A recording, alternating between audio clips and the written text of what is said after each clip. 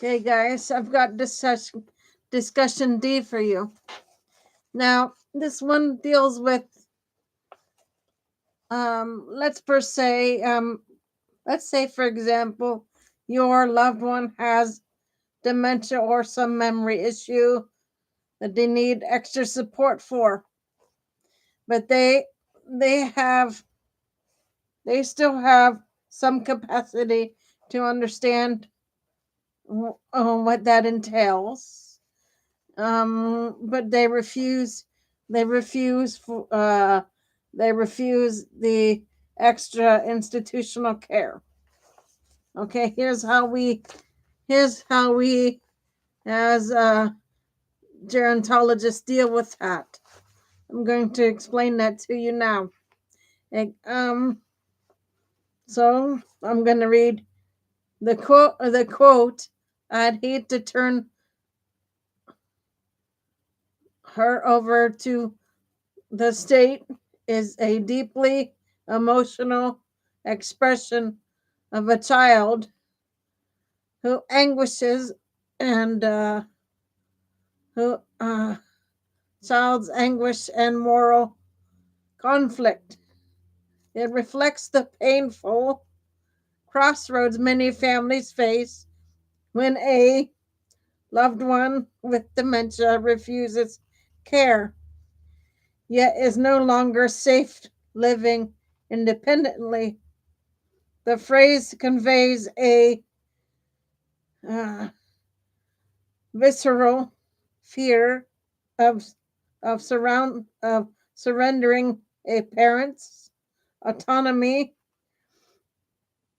to impersonal systems, counts, government agencies, or long-term care institutions, especially when the parent has not consented to such arrangements. It's not just about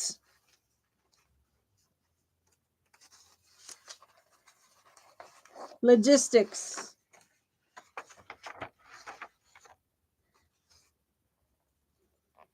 It's about dignity, legacy, and the heartbreak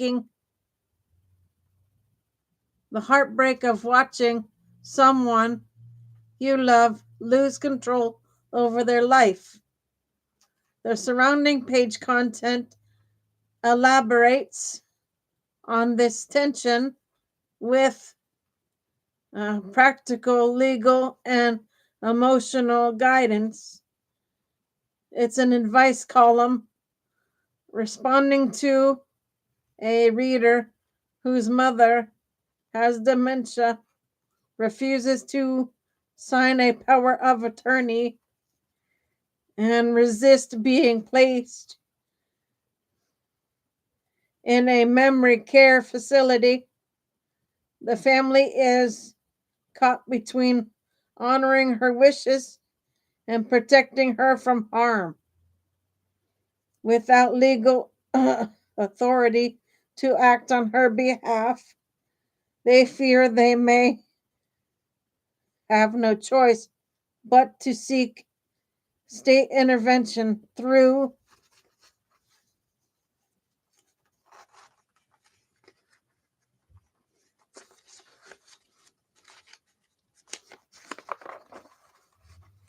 guardianship, uh, conservatorship, or adult protective services, which feels like a betrayal of family trust. Legal and ethical frameworks. The article outlines the legal mechanisms available when a person with dementia cannot or will not consent to care, guardianship, or conservatorship. If a person is deemed legally incapacitated, a court can appoint someone to make decisions about their health, finances, and living arrangements. This process often requires medical documentation of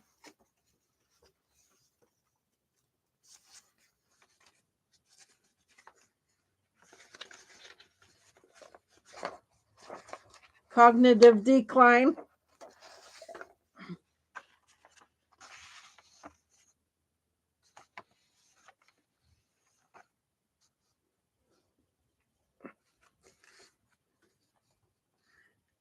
and evidence that the person cannot safely manage their affairs. Power of attorney, POA. Ideally, families secure POA before cognitive decline process. Without it, they may be locked out of financial accounts, unable to authorize medical care or arrange for facility placement. Adult Protective Services, APS. If someone is at imminent risk, wandering, neglecting hygiene, forgetting medications, APS can intervene to assess the situation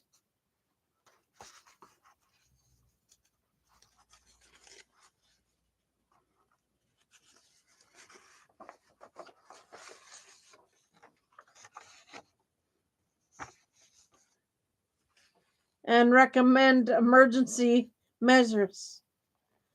The article emphasizes that these legal routes are not taken lightly.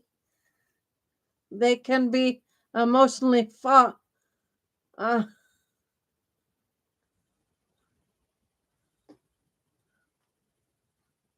emotionally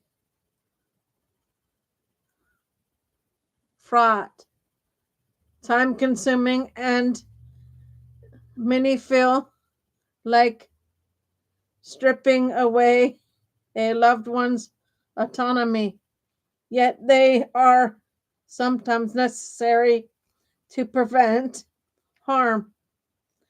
Practical attentive Practical alternatives to institutionalization before before resorting to legal interventions. The column encourages families to explore less restrictive options that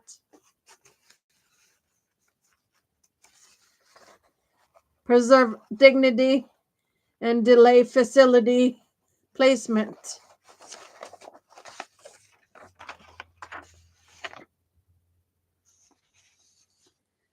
In home support, hiring home health aides, installing safety uh, modifications, grab bars, stove shutoffs, and using remote monitoring systems can reduce the risk while honoring the elders' wish to remain at home. Adult day programs. These offer structured activities, supervision, and socialization during the day, allowing the elders to return home at night.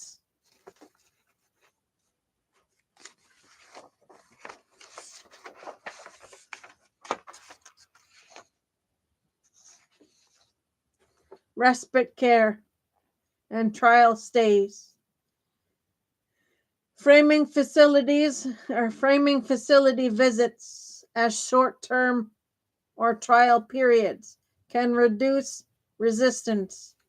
Some elders may be more open to care once they experience the benefits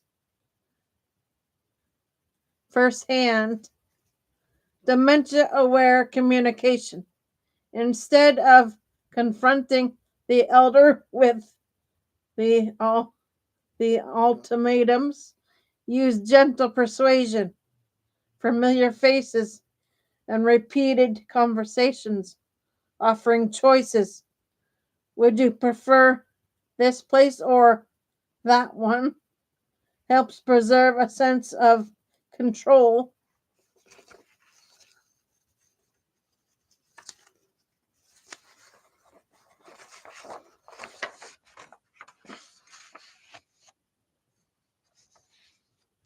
Immediate steps families can take in crisis. The article provides a roadmap for families navigating this complex terrain. Schedule a clinical capacity assessment. A physician or neuropsychologist can evaluate the elder's ability to make decisions. This documentation is essential for any legal proceedings. Document safety risk. Keep records of incidents, wandering, falls, missed medications that demonstrates the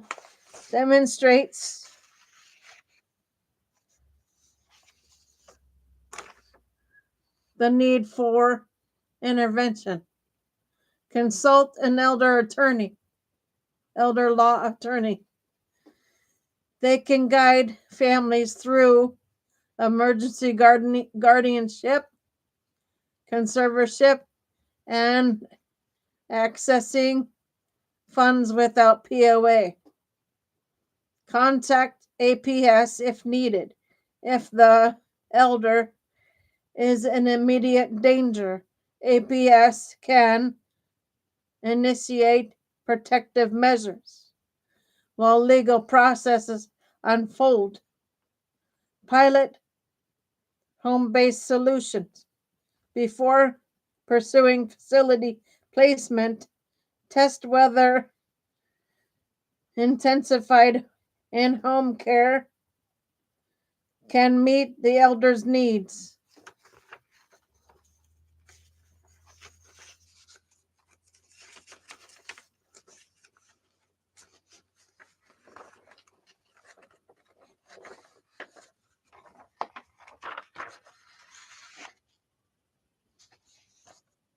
Emotional undercurrents. At, at, at its core, the article acknowledges the emotional toll of these decisions. Dementia doesn't just erode memory. It fractures relationships, upends roles, and forces children to become caregivers and decision makers. The fear of turning her over to the state is not just about uh, bureaucracy. It's about love, guilt, and the desire to honor a parent's humanity over even as they even as their cognition fades. The column the column offers reassurance. Seeking help is not abandonment. It's an act of care, especially when done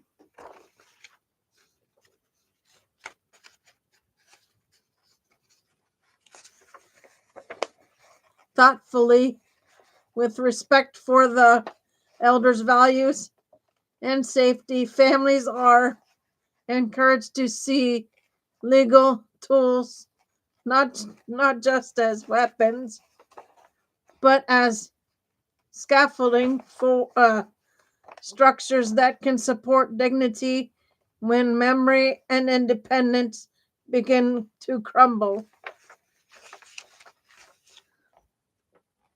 Okay, guys, so that is your D for the evening. I will try and do one later. I'm going to take another break. I will see everybody later for another show. Maybe do an E. but I'm going to take another break. I will see everybody shortly for E.